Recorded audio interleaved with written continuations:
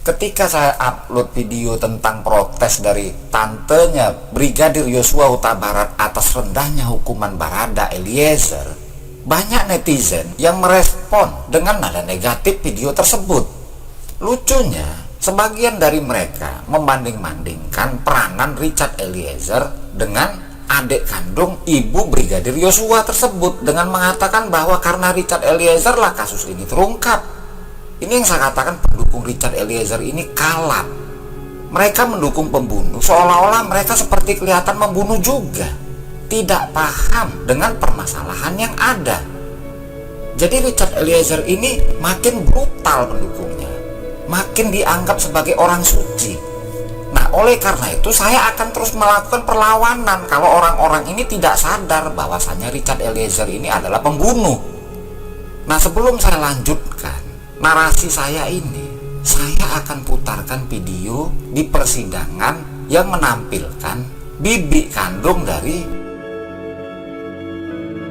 Saudara Rohani Simanjuntak. Ada yang mau ditambahkan dari cerita Pak Samuel Huta Barat tadi?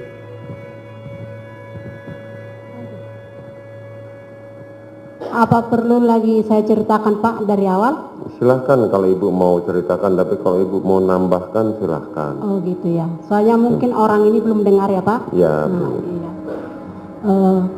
Awal pertama kami menjemput jenazah almarhum ke Bandara Jambi.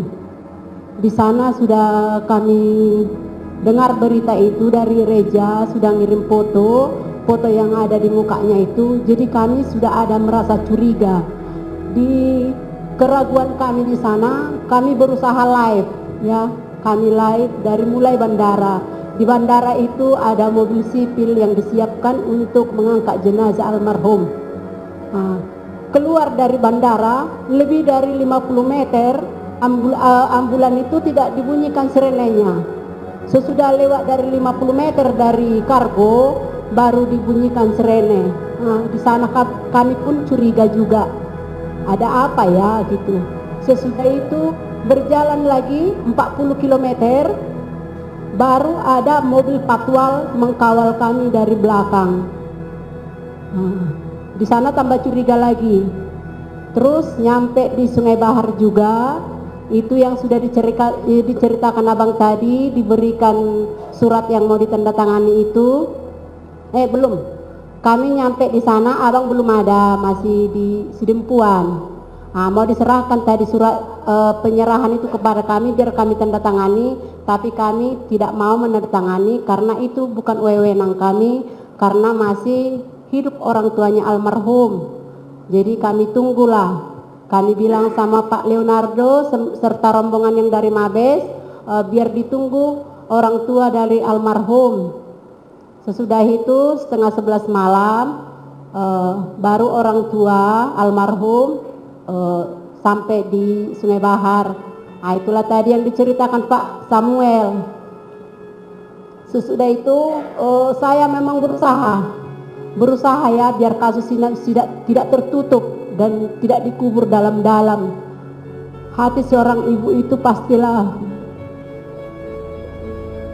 ini kasus bukan kasus main-mainan lagi. Jadi kami berusaha memanggil media, telepon media. Saya telepon media dari Pemuda Batak Bersatu PBB, menyambung memang, tapi mungkin ada halangan di sana, tidak bisa karena mungkin orang tua dari media PBB itu berhalangan meninggal, jadi nggak bisa hadir. Nah, terus saya berusaha lagi nelpon dari Pelopor News. Saya telepon, kebetulan mereka juga datang. Kami ceritakan semuanya kejadian itu dan kejanggalan-kejanggalan tadi beserta foto-foto kami kasih tahu kepada media Pelopor News. Mereka bikin berita ini di YouTube mereka, di Pelopor News, sekitar 2 jam. Dikirimkan ke kami, terus ada yang mengirimkan ke kami, terus kami share ke grup-grup, kami sebarluaskan berita ini. Cuman hanya 2 jam waktunya berita ini, langsung ditutup. Sesudah ditutup saya bingung, loh banyak orang yang bertanya kepada saya, Kak, Tante, kok bisa ya beritanya kok langsung ditutup, yang nggak bisa kami putar lagi, katanya kan. Oh iya, nggak lama kemudian dari pelopor news langsung nelpon saya, Ibu Rohani, kalau ada nanti polisi yang nelpon ibu bertanya kepada ibu dari mana berita itu tahu, bilang aja ibu nonton di YouTube pelopor news, katanya. Jadi saya bingung, loh lucu ya bapak ini ya, masa dibilangnya aku nonton dari YouTube sementara wajahku ada di sana, bahkan aku yang diwawancarai di sana bersama adikku. Pikirku kan, sudah tuh di sana pun tambah curiga lagi. Nah gimana ini ya, banyak kali ininya gitu. Jadi saya berusaha lagi, ini saya harus perjuangkan ini, karena ini kematian anak almarhum ini sudah memang sadis gitu kan. Jadi kita itu untuk aparat penegak hukum harus ditindaklanjuti, tidak bisa kita biarkan gitu saja. Saya berusaha lagi nelpon dari media Tribun Jambi, kebetulan Tribun Jambi juga nyambung, mereka datang. Kami diwawancarai pada siang tanggal 11 sebelum pemakaman, datang diwawancara sebentar. Berlanjut lagi kami, karena kami tengok nggak ada juga dari pemakaman secara kedinasan. Kami tambah bersedih lagi. Masa anak kami seorang polisi nggak dikuburkan secara kedinasan gitu ya? Ada apa ini? Memang sedih juga. Kekuasaan mungkin itulah ya. Tidak bisa lagi kuceritakan Pak Sam. Terus sesudah itu nyampe di pemakaman juga kami berusaha menunggu polisi, nggak ada juga. Sampai di pemakaman itu adalah sekitar 50 meter dari posisi pemakaman banyak polisi di sawit-sawitan itu, tapi ke tempat kejadian, ke pemakaman itu tidak ada satupun. Sesudah itu berusaha juga nelpon dari media Tribun Jambi. Sesudah pemakaman datanglah Tribun Jambi, keluarga sudah banyak juga yang pulang, tinggal kami adalah sedikit, ada juga Edak Sangga di situ pada saat itu ya.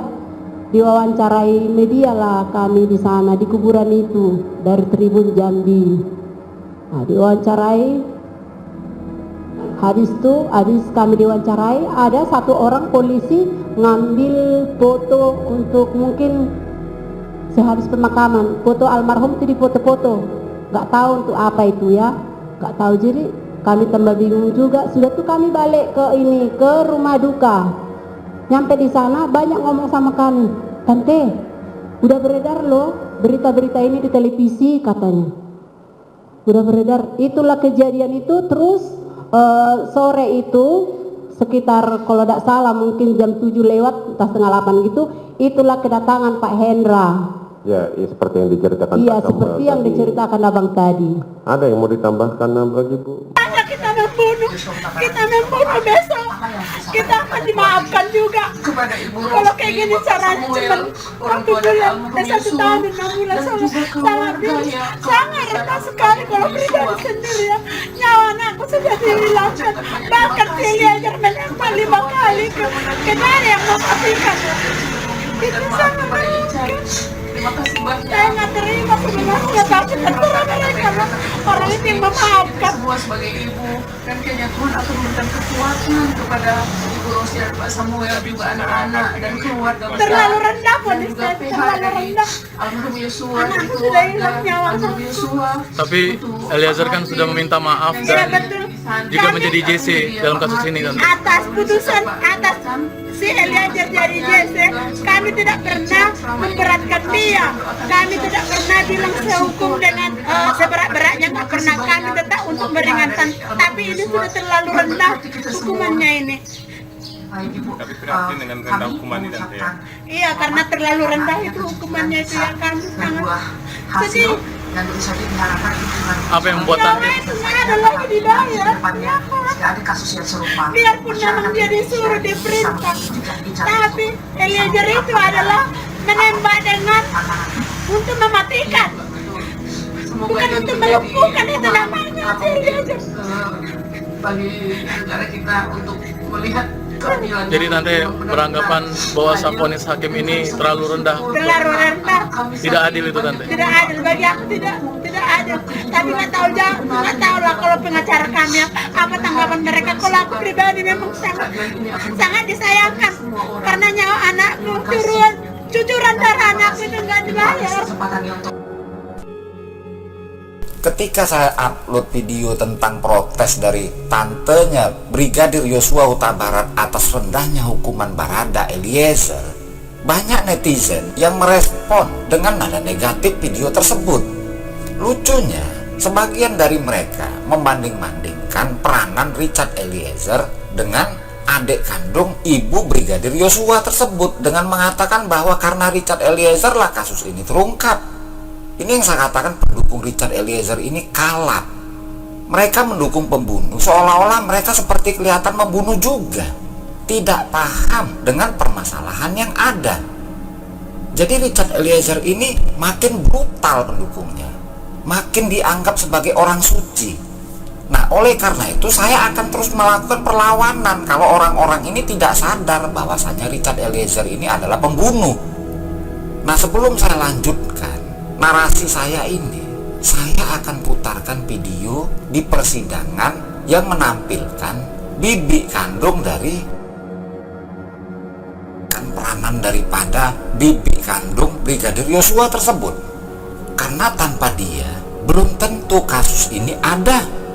Bisa-bisa Brigadir Yosua Huta Barat dituduh sebagai pemerkosa Putri Chandrawati dan kasusnya tidak ada, close, karena tembak-menembak.